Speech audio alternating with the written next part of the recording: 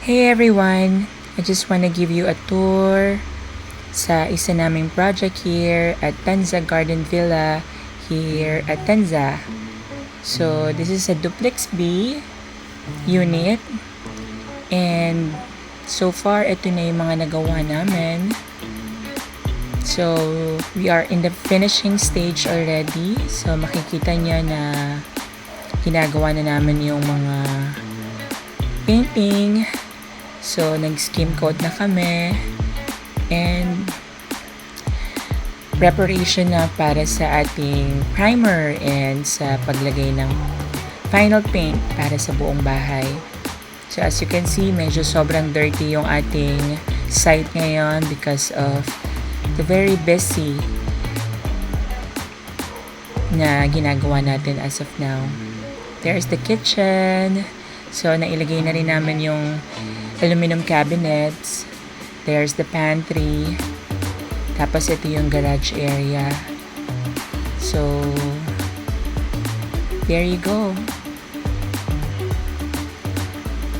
This is the service area naman, kung saan magkakaroon ng laundry area, and we kept that open para sa natural ventilation and natural lighting na papasok sa loob ng bahay. That's the living area, and here's the stage, here's the stairs. So, lalagyan pa natin yan ng railings. So, yan. Pintura pa rin ang inaasikaso natin. There's the main door para papunta sa bedroom.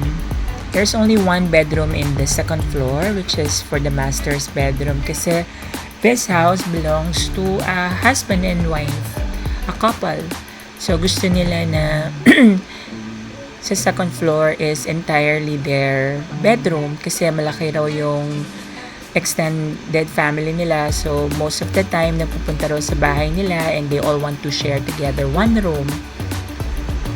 Ito yung hidden door papunta sa ating master toilet.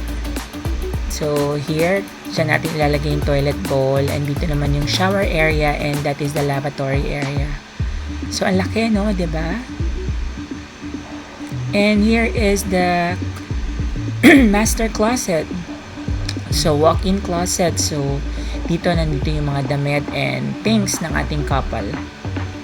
That area over there is the balcony. So, hindi ko na kayo nadala doon. I'm so sorry, but that's the balcony area.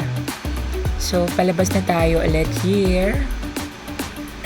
Going to the third floor. So, this is the stairs na ginawa namin. So, originally, wala talaga tong stairs na to. So, we made it from scratch. So, there we go. We're going to put planks over there also. So, dito sa third floor, naglagay tayo ng vinyl. Meron na rin tayong railings. And we managed to put up 2 bedrooms here. Para sa isa sa guest room and the other one would be reserved for their brother. Yung brother ng wife. So, ayan. There's Joseph, our contractor. Siya ang foreman natin. Hi, Joseph. So, yan. Pababa na tayo ng stairs. Yan lang yung ating short tour around our project. And hopefully, within a few more weeks, matatapos na natin to. Kasi gusto na rin makalipat ng owner natin hopefully by end of June, nandito na sila. Ayan.